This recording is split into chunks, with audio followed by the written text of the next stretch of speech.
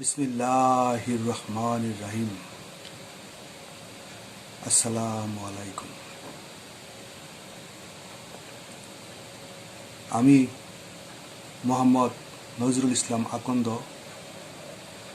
প্রভাষক, সমাজকর্ম বিভাগ, শ্রীপুর মুক্তিযোদ্ধা রহমত আলী সরকারি কলেজ, শ্রীপুর, গাজীপুর।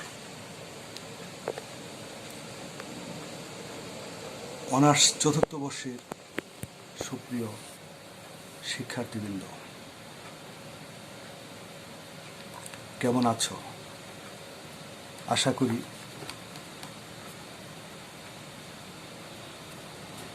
পরিবারের সবাইকে নিয়ে ভালো আছো।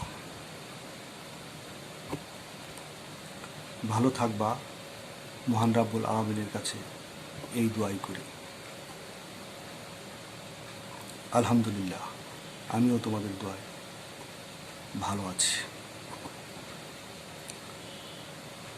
আমার অনলাইনে ক্লাস শুরু করার পূর্বে যে কথাগুলো না বললেই নয়। বিশ্বব্যাপী প্রাণঘাতী করোনা ভাইরাসের প্রাদুর্ভাবের কারণে সারা বাংলাদেশের সকল শিক্ষা প্রতিষ্ঠান চলতি বছরের 17ই মার্চ থেকে 6ই আগস্ট পর্যন্ত বন্ধ ঘোষণা করেছে সরকার, যার ফলে শিক্ষা কার্যক্রম মারাত্মকভাবে ব্যাহত হচ্ছে। এদিক বিবেচনা করে মাধ্যমিক ও উচ্চশিক্ষা অধিদপ্তর, জাতীয় বিশ্ববিদ্যালয় ও উপজেলা পরিষদ শ্রীপুর, গাজীপুর এর নির্দেশনা মোতাবেক অনলাইনে শিক্ষার্থীদের বিষয়ভিত্তিক ক্লাস নেওয়ার জন্য শিক্ষকদেরকে নির্দেশ দিয়েছে। তারই ধারাবাহিকতায় আজকে অনলাইনে ক্লাসের এই আয়োজন। বিশ্ব স্বাস্থ্য সংস্থার স্বাস্থ্যবিধি মেনে চলবা, সবাই ঘরে থাকার চেষ্টা করবা, জরুরি প্রয়োজন ছাড়া ঘরের বাইরে যাইবা না,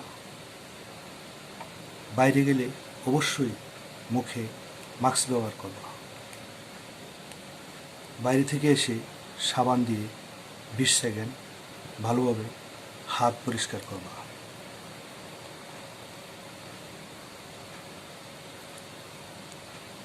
প্রশ্নের মানবন্টন। ক বিভাগ 12টি অতি সংক্ষিপ্ত প্রশ্ন থাকবে, তার মধ্যে 10টি প্রশ্নের উত্তর দিতে হবে। প্রতি প্রশ্নের মান 1 পূরণ 10 = 10। খ বিভাগ 8টি সংক্ষিপ্ত প্রশ্ন থাকবে, তার মধ্যে 5টি প্রশ্নের উত্তর দিতে হবে। প্রতি প্রশ্নের মান 4 পূরণ 5 = 20। গ বিভাগ 8টি রচনামূলক প্রশ্ন থাকবে, তার মধ্যে 5টি প্রশ্নের উত্তর দিতে হবে। প্রতি প্রশ্নের মান 10 পূরণ 5 = 50। ক বিভাগ 10, খ বিভাগ 20, গ বিভাগ 50। এ হলো মোট 80 যোগ ইনকোর্স 20 = 100। এই মোট 100 নম্বরের পরীক্ষা অংশগ্রহণ করতে হবে তোমাদের।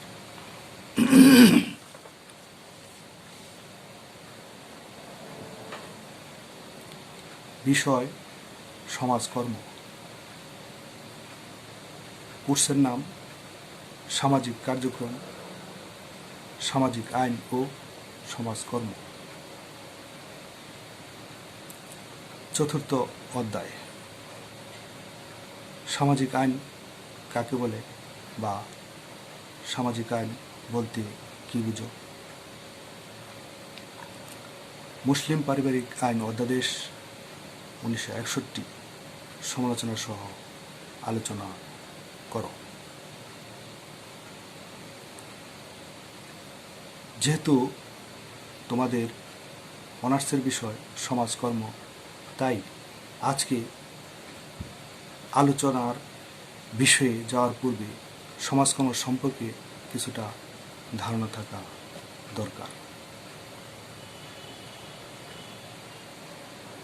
সমাজকর্ম শব্দটি দুটি পদবাচ্য থেকে উৎপত্তি হয়েছে।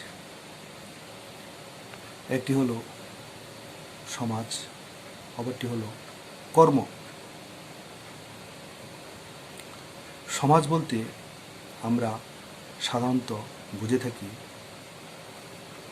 একটি বিশেষ উদ্দেশ্য সাধনের জন্য কতগুলো লোক যখন একত্রিতভাবে দলবদ্ধভাবে বসবাস করে তখন তাকে সমাজ বলে। আর কর্ম বলতে আমরা সাধারণত বুঝে থাকি কোনো মহৎ উদ্দেশ্যকে সামনে রেখে অসহায় জনগণের জন্য কিছু করাকে কর্ম বলে।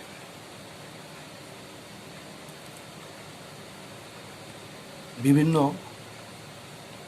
সমাজবিজ্ঞানী সমাজকর্মের বিভিন্ন সংজ্ঞা প্রদান করেছেন। তার মধ্যে উল্লেখযোগ্য কয়েকজনের সংজ্ঞা নিম্নরূপ। জাতিসংঘ সচিবালয় সমাজকর্মের সংজ্ঞা দিতে গিয়ে বলেছেন, সমাজকর্ম এমন এক প্রকার কার্যাবলী যা ব্যক্তি ও তার পরিবেশের মাঝে পারস্পরিক সুসামঞ্জস্যপূর্ণ সম্পর্ক সৃষ্টি করতে সহায়তা করে। সমাজকর্মের সাদামাটা সংজ্ঞা এইভাবে প্রদান করা যায় যে ব্যক্তি, দল ও সমষ্টির সমস্যা সমাধানের বৈজ্ঞানিক প্রক্রিয়াকে সমাজকর্ম বলে।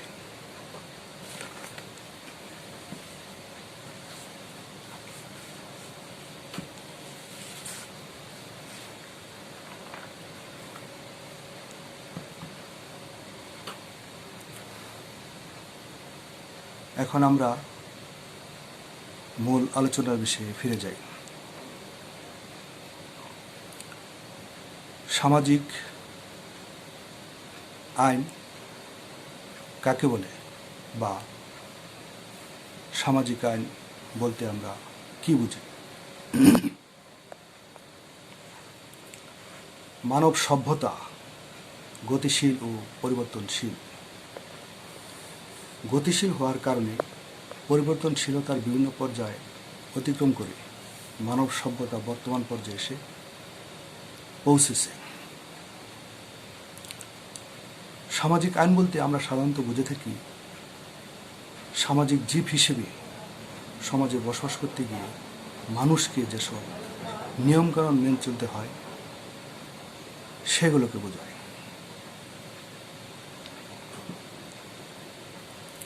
বিভিন্ন সমাজবিজ্ঞানী সামাজিক আইনে বিভিন্ন সংজ্ঞা প্রদান করেছেন।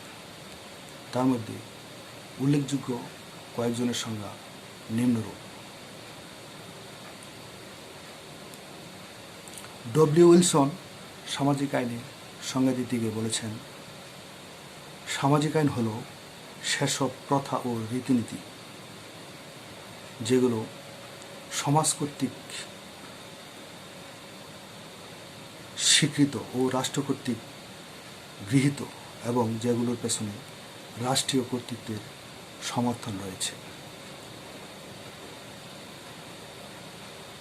স্যার হেনরি মেইন সামাজিক আইনের সংজ্ঞা দিতে গিয়ে বলেছেন, কেবল সার্বভৌম শক্তির অনুশাসনই আইন নয়, দেশের প্রচলিত আচার আচরণও আইন বলে স্বীকৃত। সামাজিক বিজ্ঞান ও সংশ্লিষ্ট বিজ্ঞানসমূহের অভিধান অনুযায়ী সমাজের যে সমস্ত লোক শারীরিক ও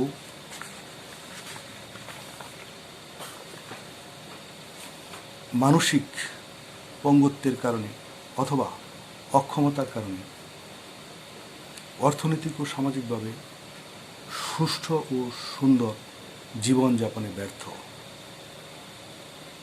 তাদের রক্ষা এবং উন্নয়নের জন্য প্রণীত আইনকে সামাজিক আইন বলে।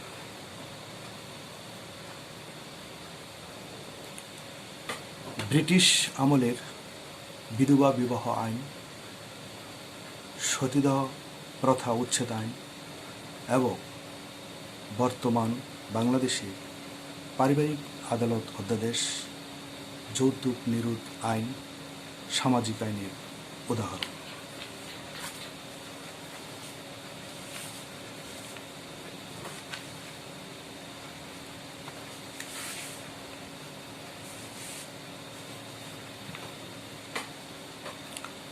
(1961) সালের মুসলিম পারিবারিক আইন অধ্যাদেশ সমালোচনা সহ আলোচনা করা হলো।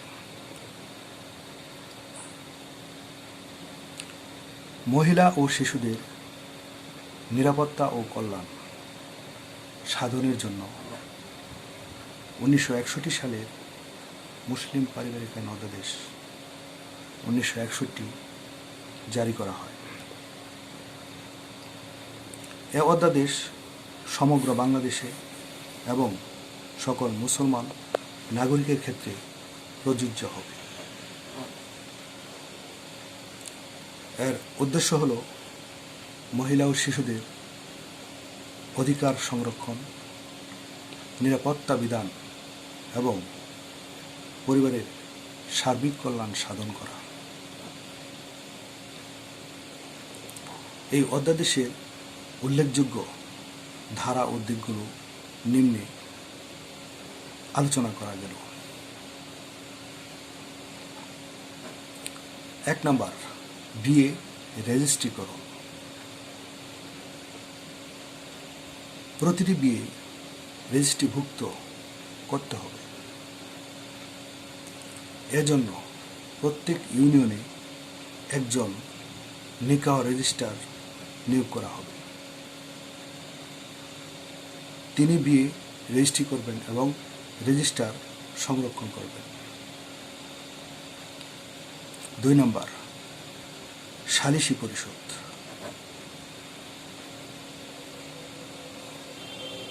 মুসলিম পারিবারিক আইন অধ্যাদেশ কার্যকর করার জন্য প্রত্যেক ইউনিয়নে একটি করে সালিসি বোর্ড থাকবে।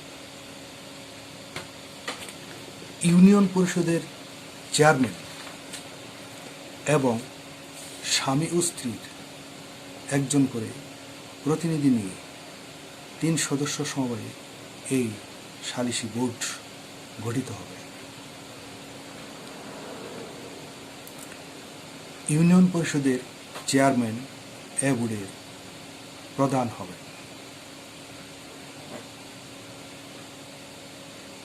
3 নম্বর, বহুবিবাহ। কোনো ব্যক্তি বর্তমান বিয়ে বলবৎ থাকাকালীন সালিসি বোর্ডে লিখিত পূর্ব অনুমতি ছাড়া অন্য বিয়ে করতে পারবেন না।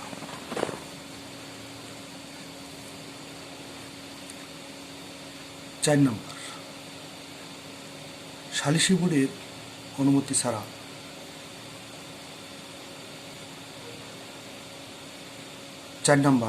দেনমোহর।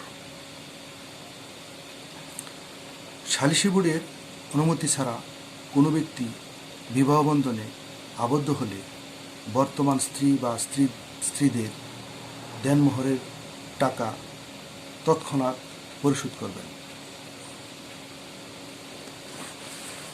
ওই টাকা এভাবে পরিশোধ করা না হলে তা ভূমি রাজস্ব হিসেবে আদায়যোগ্য হবে। অভিযোগক্রমে দোষী সাব্যস্ত হলে 1 বছর পর্যন্ত যে কোনো মেয়াদের বিনাশ্রম কারাদণ্ড অথবা 10,000 টাকা পর্যন্ত জরিমানা অথবা এতদ ভয় দণ্ডে দণ্ডিত হবেন।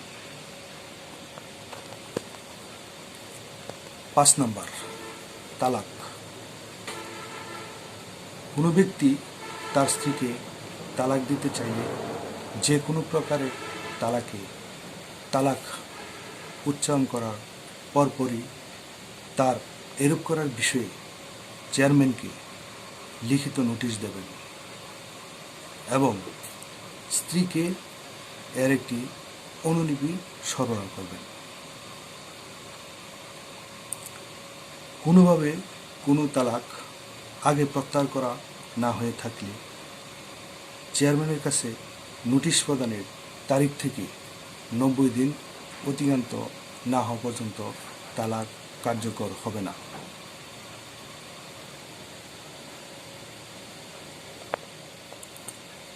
6 নম্বর, ভরণ-পোষণ।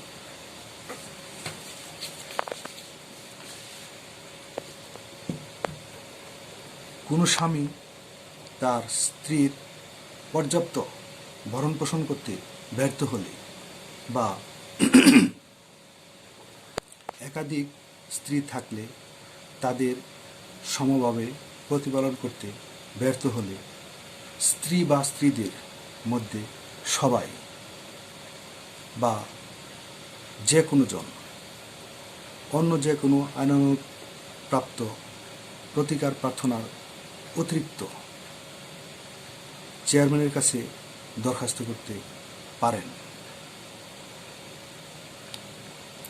চেয়ারম্যান বিষয়টি নিষ্পত্তির জন্য একটি সালিসি বোর্ড গঠন করবেন এবং সালিসি বোর্ড স্বামী কর্তৃক প্রদেয় ভরণ-পোষণের পরিমাণ নির্দিষ্ট করে একটি সার্টিফিকেট জারি করতে পারেন।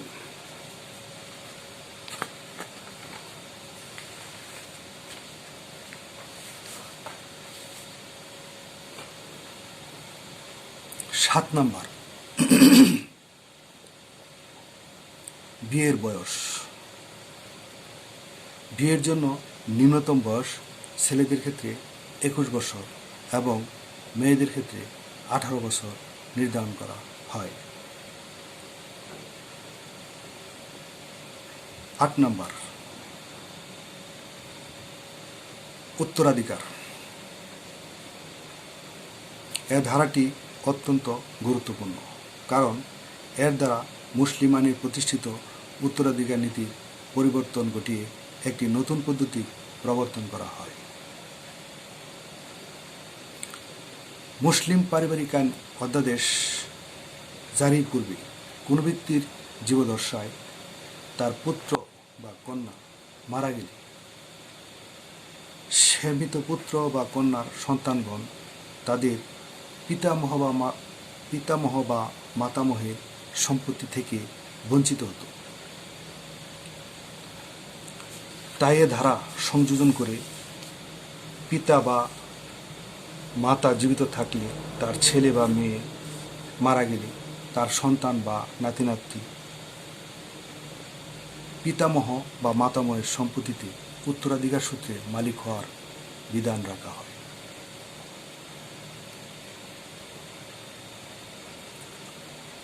সমালোচনা।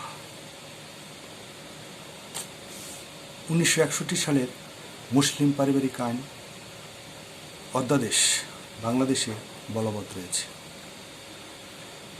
কিন্তু এ অধ্যাদেশ সম্পর্কে সাধারণ জনগণ অবহিত না থাকায় তারা এর পূর্ণ সুবিধা ভোগ করতে পারছেন না।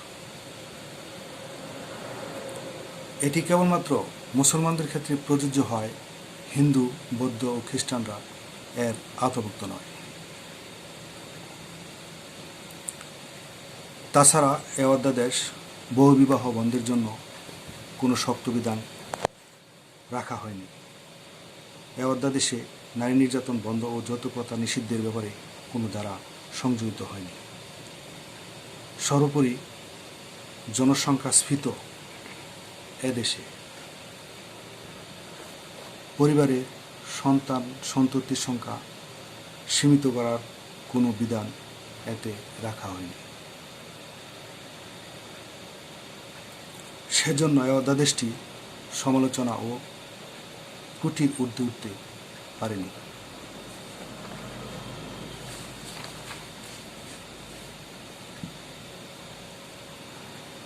উপরিউক্ত আলোচনার পরিপ্রেক্ষিতে বলা যায় যে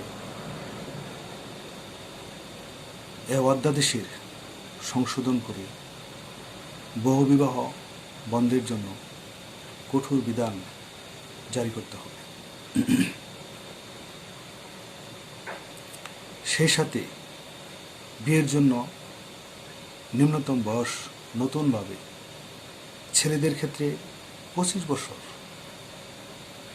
এবং মেয়েদের ক্ষেত্রে 22 বছর নির্ধারণ করতে হবে।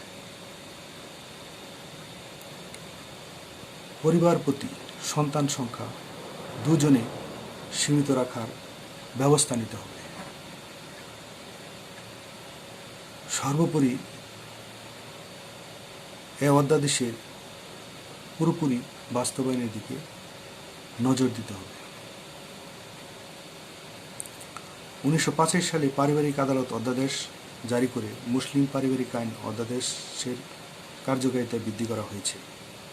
এতদতীত 1980 সালের যৌথ নিযুত আইন ও 1983 সালের নারী নির্যাতন কঠোর শাস্তি অধ্যাদেশ প্রণয়ন করে মুসলিম পারিবারিক আইন অধ্যাদেশের প্রতিবিধান করা হয়েছে। ফলে এ অধ্যাদেশের কার্যকারিতা বহুলাংশে বৃদ্ধি পেয়েছে।